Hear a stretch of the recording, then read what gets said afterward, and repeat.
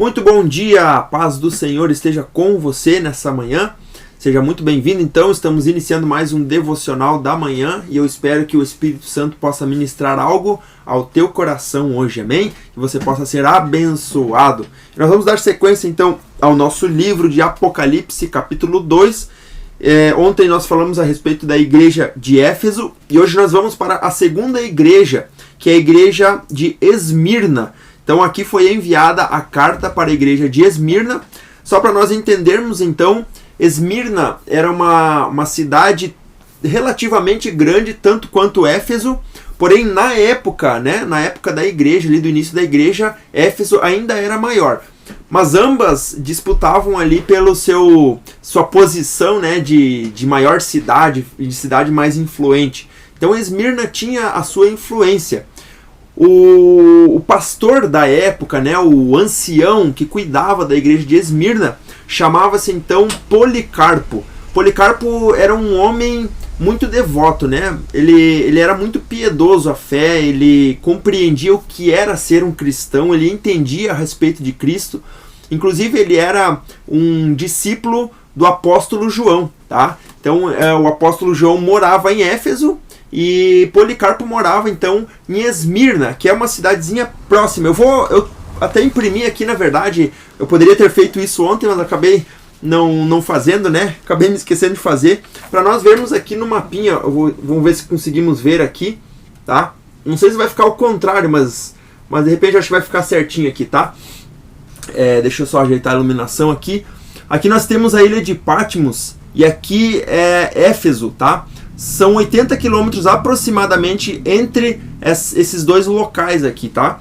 E aqui em cima nós temos então a cidade de Esmirna, que é justamente a igreja que nós vamos ler hoje. Foi enviada então primeiramente a carta a Éfeso, depois a Esmirna. Depois nós vamos ver a sequência aqui, tá? Só para a gente ter mais ou menos uma ideia do mapa.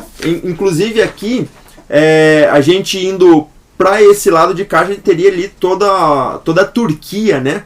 Então é mais ou menos, e aqui daí no caso para o lado de cá, seria a Grécia, a Itália, para lá seria a Turquia, tá bom? Só para a gente entender mais ou menos aqui a localização, é importante, isso é interessante também, né? Então esse homem chamado Policarpo, ele enfrentou muitas dificuldades, por quê? Porque na era da igreja, no início ali, principalmente aqui, a igreja de Esmirna, ela representa inclusive um período da perseguição da igreja, tá? Ela representa então um período da perseguição. E justamente a igreja foi perseguida de forma intensa naquela época. E a carta para a igreja de Esmirna foi enviada com esse intuito de justamente fortalecer os irmãos que estavam ali. Inclusive a história diz que Policarpo, que era o ancião da igreja de Esmirna, ele foi levado inclusive a um local muito semelhante ao Coliseu que a gente conhece hoje, né, onde havia aquelas mortes dos cristãos. Ele foi levado porque ali em Esmirna, eu acredito que existe até o dia de hoje uma ruína do maior espaço onde aconteciam as Olimpíadas. Então era um espaço muito grande e ele foi levado lá para justamente ele negar a fé, e ele não fez isso. Ele não negou a fé em Cristo porque ele tinha a mesma convicção que Paulo tinha, Policarpo também tinha. Inclusive por isso ele foi então o pastor ou o ancião da igreja de Esmirna. Mas ele inclusive ele foi até o final e ele acabou sendo morto por conta daquilo que ele acreditava. Aí ele foi morto por causa dessa perseguição então que estava havendo. Então aqui no capítulo 2, versículo 8 diz assim: ao anjo da igreja em Esmirna, escreva: estas são as palavras daquele que é o primeiro e o último, que morreu e tornou a viver. Então aqui é o próprio Jesus. Se você tem a sua Bíblia aí que tem aquelas letras em vermelho, a minha aqui ela está escrita em vermelho, né?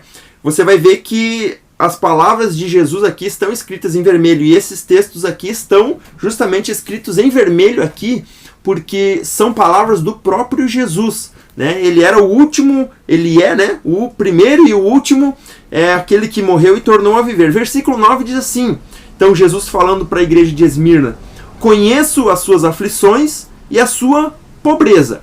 Ele coloca aqui duas palavras, aflições e pobreza. Por que a palavra aflição?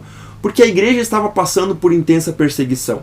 Tá? A igreja estava... Porque o imperador da época, o imperador romano, chamado Domiciano, ele criou o culto ao imperador. O que era esse culto ao imperador? Era uma espécie de endeusamento do imperador. Ou seja, ele era considerado como um deus.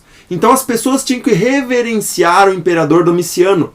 Porém, os cristãos não se curvaram a isso. Por isso que justamente eles são chamados de mártires também, né, do evangelho, porque os cristãos que eram cristãos de verdade, eles não se renderam a esse culto, a essa adoração ao imperador. Então eles começaram a passar por uma perseguição muito intensa. Então aqui Jesus está dizendo: eu conheço as suas aflições, eu sei que você tem passado. E ele diz assim: e também a sua pobreza. E essa pobreza é uma pobreza física, tá? Pobreza de dinheiro. Eles não tinham mais o que comer praticamente, porque a perseguição era tão intensa que era tudo sacado deles, né? As propriedades que eles tinham, então, saqueado ou sacado, né? Era tirado, na verdade, tá? Para você entender. Então, o império ali vinha, tirava tudo deles, porque eles não estavam obedecendo a uma lei. Então, eles se tornaram pobres. E eles não tinham dinheiro, não tinham praticamente quase que comida. Mas Jesus está dizendo: eu estou vendo tudo isso, a aflição que vocês têm passado é a pobreza. Só que Jesus diz assim, ó: mas você é rico. Olha que interessante isso. Conheça as suas aflições, a sua pobreza, mas você é rico. Então, aqui ele está falando para as pessoas, para o ancião, né, da igreja aqui. Ele está falando para aquela igreja de Esmirna: vocês, por mais não tenham nada financeiramente, mas vocês são ricos. Ricos de que forma? Ricos espiritualmente. Ou seja, para aquelas pessoas, a salvação era muito mais valiosa do que todo o dinheiro que existe na face da terra. Aqui a gente para um pouquinho para analisar algo muito importante. Apocalipse capítulo 2, versículo 17, a gente vai ler mais à frente, né? Mas fala da carta enviada à igreja de Laodiceia. E diz ali o texto seguinte, capítulo 2, versículo 17. Ele diz assim: você diz, ou seja, a igreja, né, de Laodiceia: estou rico, adquiri riquezas e não preciso de nada. Não reconhece, porém, que é miserável, digno de compaixão, pobre, cego e que está nu. Quando a gente põe esses dois textos um ao lado do outro, a gente percebe que o que está sendo colocado aqui não é a questão da riqueza financeira. A questão da riqueza que está sendo colocada aqui é a riqueza espiritual. Não é o problema de você ser rico financeiramente, ser próspero financeiramente. Estou falando de dinheiro aqui, né? Mas a questão aqui colocada é que muitas pessoas têm dinheiro, mas não têm riqueza espiritual, que é o que mais vale, né? Às vezes as pessoas confundem muito. Para você ser abençoado, você tem que ter dinheiro. Nem sempre isso é assim. Mas se você tem dinheiro e não tem a bênção, ou seja, se você tem dinheiro, mas não tem riqueza espiritual, de nada adianta isso. Então, o que Jesus está dizendo para essa igreja era justamente isso. Vocês não têm os recursos financeiros, vocês estão pobres por causa da perseguição. Eles estavam sendo perseguidos, não, ou melhor dizendo, eles estavam pobres não porque não trabalhavam. Aqui há um grande detalhe. Não era porque eles não estavam trabalhando, se esforçando para ter os recursos. Era porque eles estavam sendo perseguidos por causa do evangelho. E essa perseguição que Jesus diz para mim e para você que nós vamos sofrer nos últimos dias. Será cada vez mais intenso esse momento anterior à volta de Jesus. Então essa igreja está sendo avisada. E ele continua dizendo assim, então: conheço a blasfêmia dos que se dizem judeus, mas não são, sendo antes sinagoga de Satanás. Olha o peso disso aqui. A gente sabe que o apóstolo Paulo foi perseguido intensamente pelos judeus que não aceitavam que Jesus era o Salvador, que Jesus havia morrido e ressuscitado ao terceiro dia e que isso tinha trazido salvação. Eles não aceitavam que Jesus Cristo era o Messias prometido no Antigo Testamento. E muitos judeus, então, eram blasfemos, né? Blasfemavam e se diziam judeus, mas não eram. Antes eram sinagoga de Satanás. Olha o peso disso.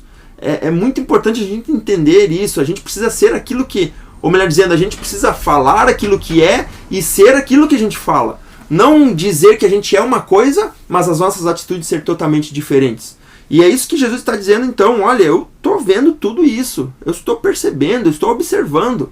Lembra sempre que na visão de João, Jesus estava andando entre os candelabros, que são as 7 igrejas. E ele diz assim, então, não tenha medo do que você está prestes a sofrer. Já estava difícil, né? Mas ia aumentar um pouquinho mais a dificuldade. O diabo lançará alguns de vocês na prisão para prová-los. Ou seja, o próprio diabo ia fazer isso com aquela igreja. E vocês sofrerão perseguição durante 10 dias. Esses 10 dias não referem-se a 10 dias pontuais, como a gente tem 10 dias hoje, mas aqui está se referindo a um certo período de tempo curto, tá? Os historiadores eles não encontraram nada relacionado a esses 10 dias ou algum acontecimento. Tem algumas relações, mas não diretas a esses 10 dias, né? Então, a gente considera que seria um pequeno espaço de tempo onde eles sofreriam essa perseguição pelo próprio Satanás. Seja fiel até a morte, continua dizendo assim Jesus à igreja de Esmirna, e eu lhe darei a coroa da vida. Olha que maravilhoso isso. É algo intenso. Essa coroa da vida, você sabe que a coroa é algo que é dado, ou seja, é um prêmio para quem venceu uma Olimpíada, né? Venceu uma corrida, né? Nos esportes é dado uma coroa, é dado uma medalha. Seria mais ou menos essa a ideia aqui, a coroa da vida. E por fim, no versículo 11, aquele que tem ouvidos, ouça o que o Espírito diz às igrejas. O vencedor de modo algum sofrerá a segunda morte. Olha que maravilhoso. A segunda morte está relacionada ali em Apocalipse, capítulo 20, versículo 14. A gente vai ler, né, já quase finalizando o livro de Apocalipse. Capítulo 20, versículo 14 diz assim: então a morte e o Hades foram lançados no lago de fogo. O lago de fogo é a segunda morte. Tá? Então, como ele está dizendo aqui que o vencedor de modo algum sofrerá a segunda morte, quer dizer que aquele que vencer não será lançado no lago de fogo, né? Lago de enxofre. Essa é a garantia para aquele que vencer, para aquele que passar por essa tribulação que está sendo referida aqui, então, que essa igreja iria passar, né? Então fica aí essa segunda carta à igreja de Esmirna. Foi uma carta muito importante e ela representa então a era da perseguição. Primeiro então nós tivemos a de Éfeso, né, que era a era do início da igreja, agora a era da perseguição, profeticamente falando. Amém? Graças a Deus então, que Deus abençoe tua vida e nós vamos estar orando nesse momento. Se você puder, feche teus olhos e vamos agradecer ao Senhor em oração. Pai, te louvamos nessa manhã, obrigado por esse dia tão maravilhoso, pela tua graça, bondade e misericórdia. Venha nos fortalecer, Senhor, venha nos dar, Senhor, a sabedoria, o discernimento e o entendimento. Livra-nos de todo mal, Pai. Guarda cada um que está me assistindo nessa manhã, Senhor.